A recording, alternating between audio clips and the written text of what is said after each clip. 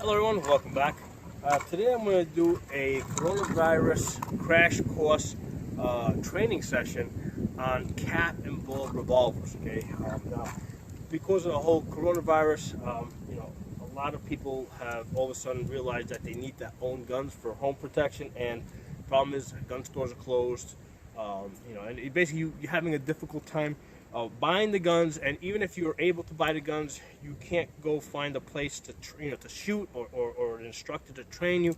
So I'm doing this video for you guys that have just bought a cap and ball revolver and have bought all the components. I did a prior video on the components that you will need in order to make this cap and ball revolver work. So I'm going to go through a training process, and again, the goal here is to get you to a level where you can shoot this cap and ball revolver in a self-defense type of situation in your home without actually getting any live fire instruction. Okay, because you're not able to go get it right now.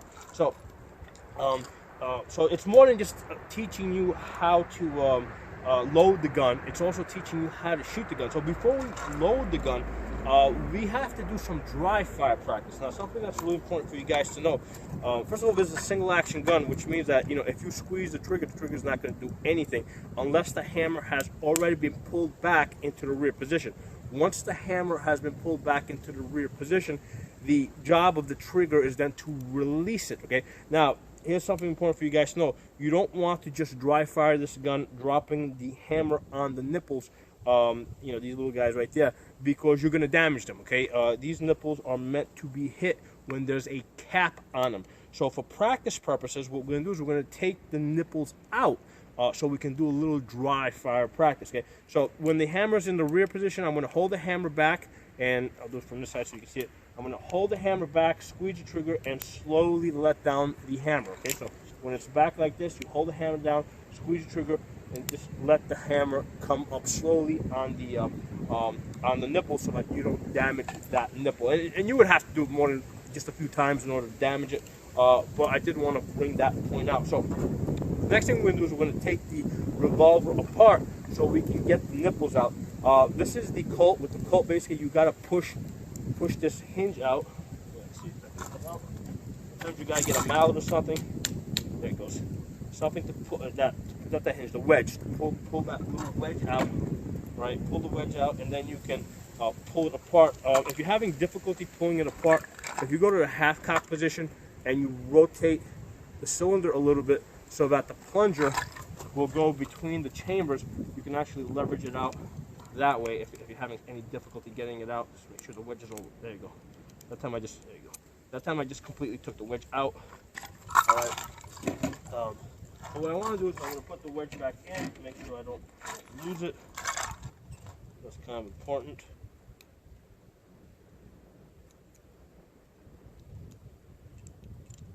Okay, so there we go. I'll wedge back in, and I'm going to take the cylinder out, and I'm going to pull back the hammer, and I'm going to I'm going to slowly release it so I'm not slamming that hammer down. Now, if that's the 1851 Colt. If you have the 1858 Remington, the way you're going to take this apart, go to half cock position, open up the loading lever, pull the slider here to the front, and what you're going to do is you're going to basically just take out your cylinder, okay? From this point on, the process is the same. Okay, I'm going to put that back in. I do have the caps in this revolver, so I'm being really careful not to drop it. And since this one's loaded, what I'm doing is I'm resting the hammer between the nipples, because on the 1858 you have these safety notches in between the nipples where you can safely rest the hammer. That allows you to carry this revolver with all 6 chambers loaded. Okay, with the 51. They don't give you a really good place between the nipples to rest that hammer. They do give you like these little studs where the hammer will rest. These studs are good enough If you're keeping it in the house for home defense and not carrying it, yeah, you can go ahead, load up all 6 chambers, and rest it on those little safety, rest the hammer on that little safety stud. If you're going to actually be carrying it, what you do is you load it with only 5 chambers loaded. You leave 1 empty so that you can rest the hammer on that empty on top of that empty nipple while you're carrying it. The thing to understand with these revolvers, the hammer directly strikes the nipple with the cap on it. There's no transfer bar like modern revolvers. So if I were to rotate this and put the hammer on top of the nipple and then slam the hammer on the back hard enough, it could set it off. Okay. And the original revolvers, back in the Civil War, the caps were a lot more sensitive, so they were a lot more prone to getting set off like that. So back then they were even a lot more conscious about that. Today's caps are a little bit less. So anyway, on the 1858, because you've got a nice place to rest the hammer, you can rest it in between these caps. Okay? So I'm gonna put this 1858 down since that's loaded. Put that back in the holster. Okay, and by the way, I made this holster myself. Really easy to make. 6-ounce piece of leather. All right, you just basically, you cut it out. Basically, you put the revolver on top of it like this. Cut around it. Take another piece, put it on, put it on top of the revolver over here. Basically, put the revolver over it, and then start cutting around. And then you use these rivets. Start from the bottom up. And then you can basically, you can hammer rivet these in, really easy, cheap rivets. And that's how you make your own holster for your revolvers. But anyway, going back, what I want to do now with this one is I want to get those nipples out of there. And I'm going to use this nipple wrench that I have here. If you saw the prior video that I did about what supplies you needed to buy, I think I forgot to mention that you needed this nipple wrench. So this is pretty important. You should get this nipple wrench. You're going to need this now, and you also need it for later on if you're cleaning the gun. Black powder revolvers, if they've been shot, they pretty much need to be cleaned the same day, but otherwise that residue will, it's very corrosive. It'll gunk up the gun, so it's got to be cleaned the same day it's been shot. I'm going to sit down, and I'm going to take these nipples out, basically just screw them out.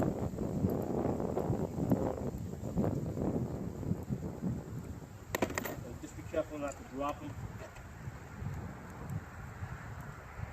And when you do put these back in, you just finger tight them. What I like to do is I like to put a little oil, a little grease on the threads, so that what happens is from the heat it can seize up. So what I'll do is I'll use a little lube, oil, like over here I have lube that I bought. This is specific for these revolvers. I'll talk about more about that later on. But yeah, if you just get, I mean, it could be motor oil or vegetable oil, I don't care. But you want to just use a Q-tip. I got a couple of Q-tips here, and just dab the threads a little bit before you put this back in, and that will keep the nipples from seizing up from you once you start shooting this.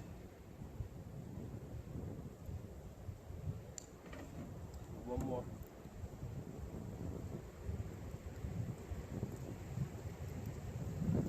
Okay, so I got my nipples out.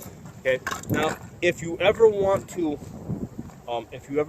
unload, let's say later on we load this up. If we ever want to unload this, what we do is you take the nipples off like this, right? The way I did, and you take a nail and you put the nail in through the back side, and then you just hammer that nail out. If you have a pair of wire cutters, like heavy-duty wire cutters, and you can cut that nail flat, that'll make it even easier. So you put your nail in through the hole here, put it down, and that's how you get the ball and the powder out. If you ever need to unload your cylinder without actually firing the gun, okay? And that may happen at some point, for various reasons. So right now, I'm gonna, with the nipples off, I'm gonna put this coat back together.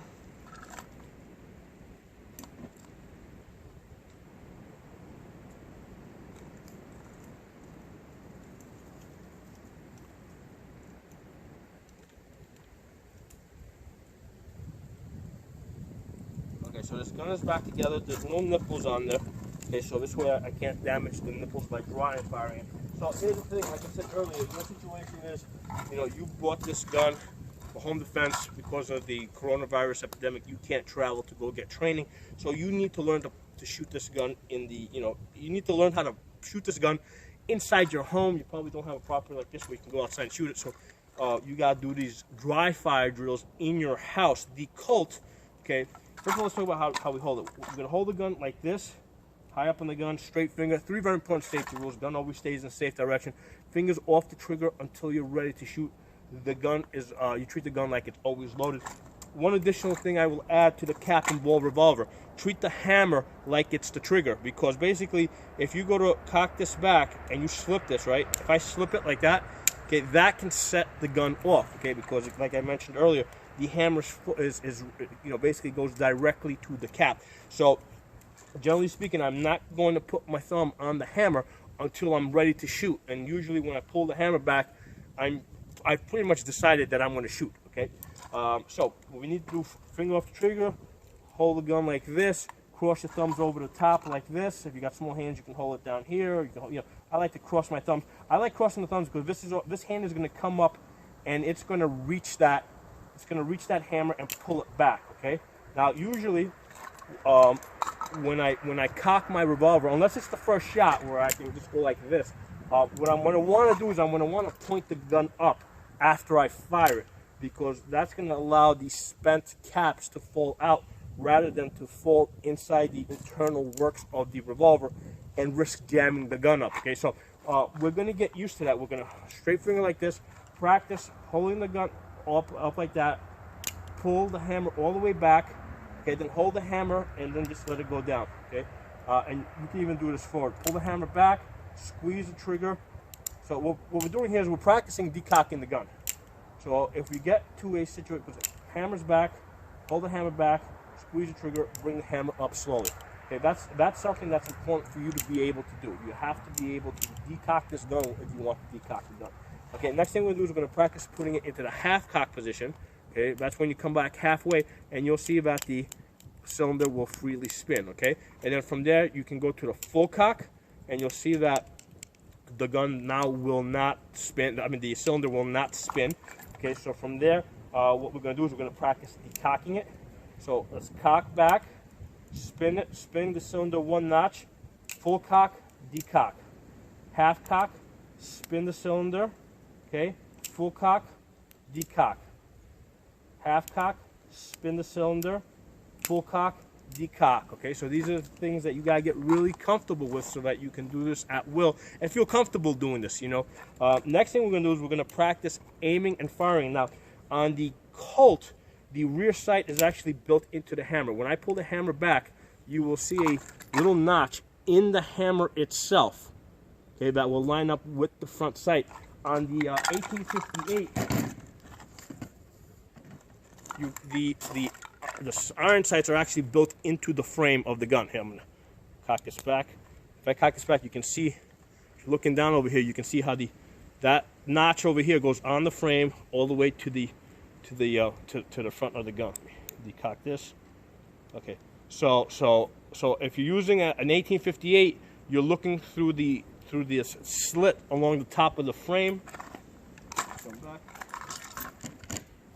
If you're using an 1851, you have to cock the gun back in order to line up the sights, okay? Right, and what I mean by lining up the sights, on the top of that hammer, you'll see an opening like this. In the front, you'll see that front sight post. You're going to match them up flat like this. Not like that, like that, okay? Not like that, not like this. So you're going to hold this up at your eye level, match up the front sight post, match them up like that. And then what you're going to do is pick a spot in your room, a doorknob or whatever, and we're going to practice dry firing the revolver. So remember what I said earlier, point the gun up so that the spent nipples would basically fall out. Point the gun at a target, line up your sights, squeeze the trigger, point the gun up, cock back, aim at a target, squeeze the trigger. I'll do it from this side so you can see it. Point the gun up, cock back, okay, aim at the target, put your finger on the trigger, squeeze the trigger, further back so you can see me, cock back, okay, pointing the gun up so that the spent caps fall out, okay, extend fully, line up your sights, keep aiming while you squeeze. Now, when you squeeze the trigger, you want to make sure that the gun doesn't move all over the place. I did a prior video on shooting modern revolvers that you guys should check out. It will you'll pick up a few more tips on the actual shooting of the gun as far as learning how to dry fire it. I'm not going to spend too much time on this because you can pick up the info from that video. But this is what you need to do. You need to practice this. Cock the gun, extend, line up your sights, squeeze it, finger off the trigger, cock back, and get used to doing this so that you're really comfortable with this, okay? Now what I'm going to do is I'm going to take this gun back apart. I'm going to put the taps in, and I'm really show you really quickly. I'm going to show you guys how to load this. And I've done other videos where I load this.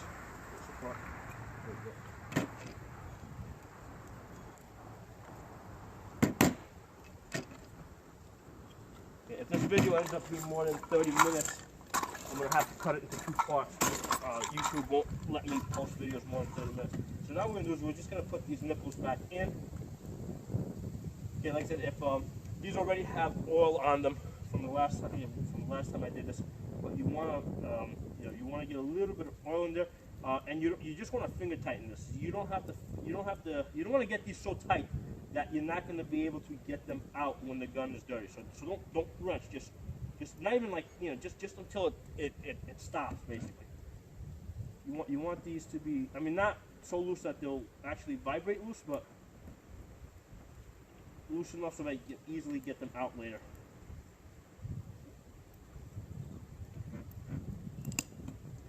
And if these nipples are really small, really easy to lose. So if you're doing this as a beginner, when you take this gun apart like this and you take the nipples out, do this indoors, like in your kitchen or something, where if you drop the nipples, they will fall on the ground, on the floor, and you'll be able to find them. Because if you're outdoors and you drop them, you'll never find them. The other thing is, like, I have spare nipples. I mean, you can buy spare nipples. I've got a bunch of spare nipples in case I ever do lose them. That's one of the things I want to have extras.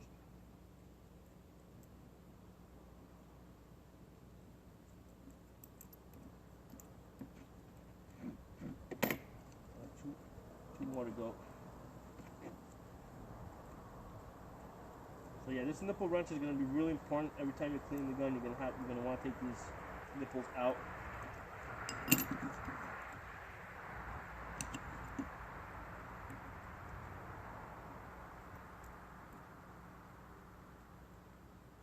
Okay, so everything's in there. Put the gun back together.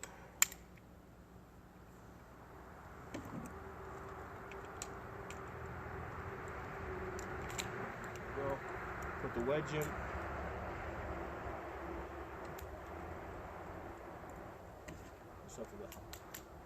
If you have a mallet or something, it helps get it in there. There it goes. That's lined up. Okay, so this gun is working fine.